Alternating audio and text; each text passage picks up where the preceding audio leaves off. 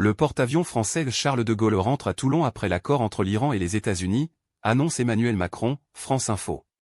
Le porte-avions français Charles de Gaulle rentre à Toulon après l'accord entre l'Iran et les États-Unis, annonce Emmanuel Macron. Cette décision est prise compte tenu de l'évolution favorable que constitue l'accord entre l'Iran et les États-Unis pour cesser les hostilités et de l'évolution des besoins, a expliqué le président sur X, publié le 03/07/2026 21h18, mis à jour le 03/07/2026 23h48. Temps de lecture, 1 minute. Le porte-avions Charles de Gaulle, à Toulon, le 30 novembre 2024.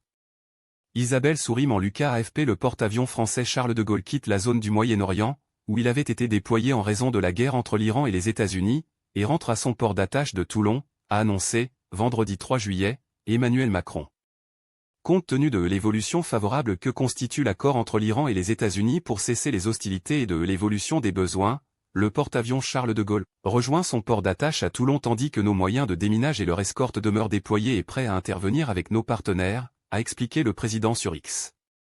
Le Charles de Gaulle se trouve actuellement en mer Méditerranée, a précisé l'Élysée. Parmi les moyens navals que la France maintient dans la zone figurent 2 chasseurs de mines tripartites, qui pourraient être mobilisés dans le cadre d'une action internationale de sécurisation de la navigation dans le détroit d'Ormuz proposée par la France. Accompagnés de 2 frégates et d'un avion de patrouille maritime, ces moyens sont prêts à contribuer, avec nos partenaires, à la pleine reprise de la navigation et à garantir la sécurité du trafic dans le détroit d'Ormuz, a déclaré Emmanuel Macron. La France reste pleinement mobilisée et continuera d'ajuster ses moyens en fonction de l'évolution de la situation et des besoins de sécurité dans la région, a assuré le président, qui s'est entretenu cette semaine notamment avec le sultan d'Oman Haitham Ben Tariq. À cette occasion, les 2 pays ont convenu de mener des opérations de déminage conjointes dans le détroit d'Ormuz, selon une déclaration franco-omanaise publiée à l'issue de leurs entretiens à Paris. Sujet suivant. L'Égypte s'impose au tir au but contre l'Australie et rejoint les 8e de finale de la Coupe du Monde, France Info. L'Égypte s'impose au tir au but contre l'Australie et rejoint les 8e de finale de la Coupe du Monde après 120 minutes où les 2 sélections ont été incapables de se départager. Les Pharaons s'en sont remis à leur gestion des émotions, vendredi, pour remporter leur premier match dans une phase à élimination directe d'un mondial. Publié le 03/07/2026 22h55, mis à jour le 03/07/2026 23h21. Temps de lecture, 2 minutes. La joie des joueurs égyptiens après leur qualification en 8e de finale de la Coupe du Monde, à l'issue de la séance de tir au but face à l'Australie, le 3 juillet 2026. Tony Gutierrez apprécie pas sur le papier, cet affrontement entre le 28e et le 26e au classement FIFA n'avait pas forcément de quoi attirer tous les regards. Et s'il y a bien eu quelques trous d'air, notamment à cause d'une forte chaleur 36 degrés mesurée à Dallas, ce 16e de finale de la Coupe du Monde entre l'Australie et l'Égypte, vendredi 3 juillet, a eu le mérite de préserver le suspense jusqu'au bout.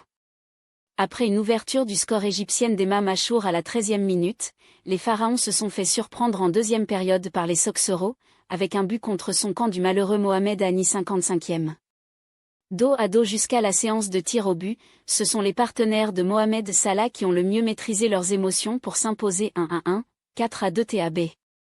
Au coup d'envoi, l'objectif des 2 sélections était clair, remporter le premier succès de leur histoire dans une phase à élimination directe d'un mondial.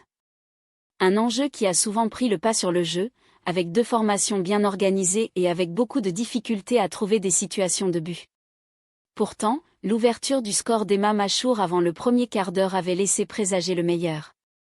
Après une combinaison sur coup franc, la tentative du joueur de 28 ans était repoussée.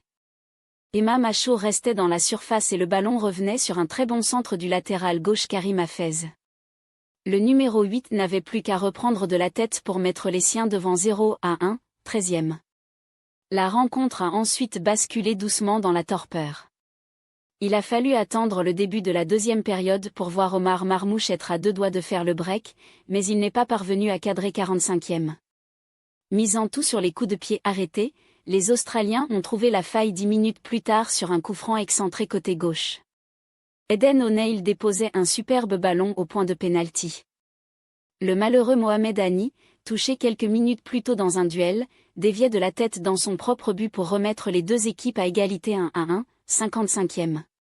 Mohamed Hani restera dans l'histoire en devenant le premier joueur à inscrire 2 buts contre son camp après celui face à la Belgique en phase de groupe dans une Coupe du Monde depuis 1966. Survolté, Les Soxeros ont jeté toutes leurs forces dans la bataille mais les Égyptiens ont tenu bon. Dans le temps additionnel, il s'en est fallu de peu pour voir Rami Rabia offrir la victoire au Pharaon mais le portier australien Patrick Beach a claqué le ballon de sa main droite au-dessus de sa barre 90e 3. Embarqués dans une prolongation, les deux sélections ne sont pas parvenues à se détacher, rendant inéluctable la séance de tir au but. Après 2 tentatives ratées du capitaine australien Harry Souttar et du jeune Lucas Errington, contre aucune pour les Pharaons, l'Égypte a rempli son objectif avec, déjà, une seule envie, celle d'aller encore plus loin dans la compétition. Elle retrouvera le vainqueur du match entre l'Argentine et le Cap-Vert en 8e de finale du Mondial, le 7 juillet prochain à Atlanta 18h. Sujet suivant. Les Pyrénées-Orientales et l'Hérault placés en vigilance orange canicule samedi à partir de midi, France Info. Les Pyrénées-Orientales et l'Hérault placés en vigilance orange canicule samedi à partir de midi vendredi, dans l'après-midi, les températures étaient déjà élevées avec le plus souvent 32 à 35 C de la Provence au Languedoc et de 31 à 33 C sur les Pyrénées-Orientales.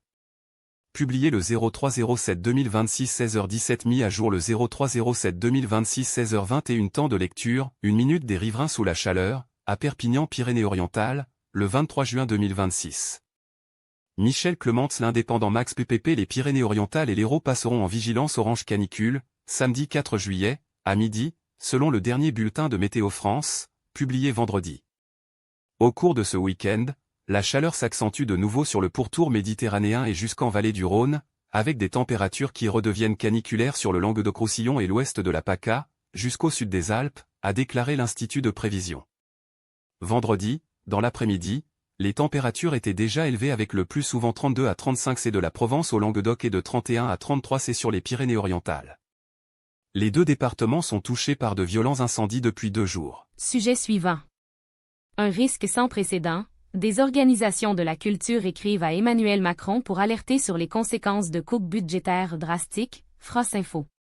Un risque sans précédent. Des organisations de la culture écrivent à Emmanuel Macron pour alerter sur les conséquences de coupes budgétaires drastiques, selon ce courrier, signé notamment de la Réunion des Opéras de France, les 28 structures les plus touchées par ces coupes risquent de ne pas pouvoir ouvrir leur saison avant janvier 2027, au lieu de septembre.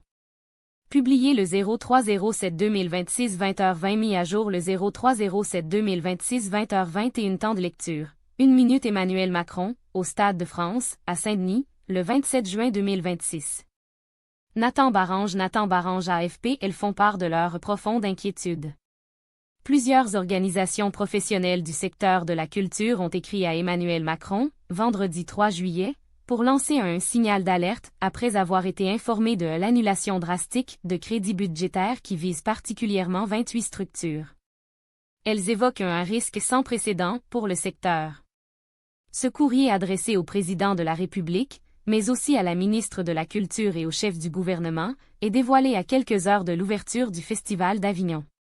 La Réunion des Opéras de France et des associations de centres nationaux de danse ou de théâtre figurent parmi les signataires, qui estiment que les 28 structures les plus touchées par ces coupes risquent de ne pas pouvoir ouvrir leur saison avant janvier 2027, au lieu de septembre. Ainsi, les opéras et orchestres concernés, les centres dramatiques nationaux, les scènes nationales et les autres établissements touchés verraient leur activité brutalement interrompue. C'est toute une économie, tout un écosystème et une mission de service public qui seraient déstabilisés, soulignent ces 28 structures dans un communiqué séparé. Il s'agit notamment de l'Opéra et l'Orchestre national de Lyon, le Théâtre national de Bordeaux-Aquitaine, le Théâtre du Rond-Point à Paris, l'Orchestre national de Lille ou encore l'Opéra national de Bordeaux. Elle demande la confirmation immédiate du maintien intégral des crédits 2026, le versement sans délai des subventions restantes et l'ouverture d'une concertation urgente sur les perspectives budgétaires pour 2027. Les organisations professionnelles appellent de leur côté à des actions de réassurance fortes de la part de l'État, réclamant notamment un plan de refinancement de la culture et la création d'une cellule de crise interministérielle. Sujet suivant. Replay. Monaco, crime en eau trouble, regardez l'enquête de France Info consacrée à l'explosion d'un colis piégé visant un homme d'affaires d'origine ukrainienne, France Info. La tentative d'assassinat du magnate Vadim Ermolaev, lundi soir, a créé la stupeur dans la principauté monégasque.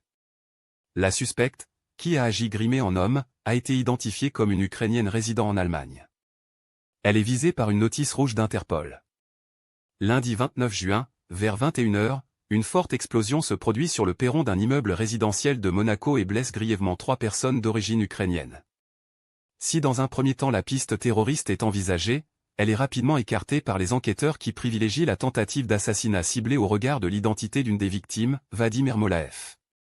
Ce riche homme d'affaires, âgé de 58 ans, né en Ukraine, a acquis la nationalité chypriote en 2019 et s'est installé durablement dans la principauté au début de l'invasion russe en Ukraine en 2022. Morgan Raymond, le procureur adjoint de Monaco, a affirmé vendredi, photo à l'appui, que le suspect qui a déposé le colis piégé était une femme d'origine ukrainienne. Âgée de 39 ans, elle a été identifiée comme Anastasia Berezovska et réside en Allemagne. Comme le montrent des caméras de surveillance, elle s'est grimée en homme pour brouiller les pistes et a procédé à plusieurs repérages avant de commettre sa tentative d'assassinat.